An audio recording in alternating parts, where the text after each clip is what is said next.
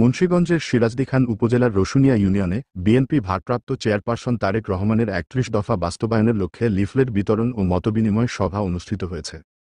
শনিবার ২৫ অক্টোবর বিকেল ৪টার দিকে উপজেলার রসুনিয়া ইউনিয়ন কৃষক দলের উদ্যোগে উপজেলা বিএনপি পার্টি অফিসে লিফলেট বিতরণ ও মতবিনিময় সভা অনুষ্ঠিত হয়। এ সময় রসুনিয়া ইউনিয়ন কৃষক দলের সভাপতি জয়নাল লস্করের সভাপতিত্বে ও রসুনিয়া ইউনিয়ন কৃষক দলের সাধারণ সম্পাদক মোহাম্মদ সিদ্দিকুর রহমানের সঞ্চালনায় অতিথি হিসেবে উপস্থিত ছিলেন সিরাজদিখান উপজেলা কৃষক দলের সভাপতি হাফেজ মোহাম্মদ আলমগীর, সাধারণ সম্পাদক মোহাম্মদ মোশাররফ হোসেন, সাংগঠনিক সম্পাদক মোহাম্মদ আলমগীর।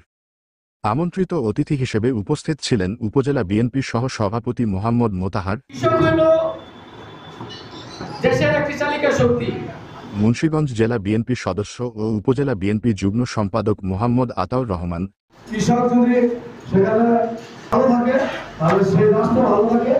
আরও উপস্থিত ছিলেন উপজেলা কৃষক দলের সহ সভাপতি মোহাম্মদ মোশাররফ ব্যাপারী, মহিলা বিষয়ক সম্পাদিকা মারুফা আক্তার, সহ সম্পাদিকা লুৎফা বেগম, রসুনিয়া কৃষক দলের ১ নং যুগ্ম সাধারণ সম্পাদক মোহাম্মদ জুলাস হাওলাদার, সাংগঠনিক সম্পাদক শওকত, সহ সভাপতি লিটন কাজী, কোষাধ্যক্ষ মানিক দেওয়ান, ৬ নং ওয়ার্ড সভাপতি কাঞ্চন দেওয়ান সহ বিএনপি অঙ্গ সংগঠনের নেতৃবৃন্দ।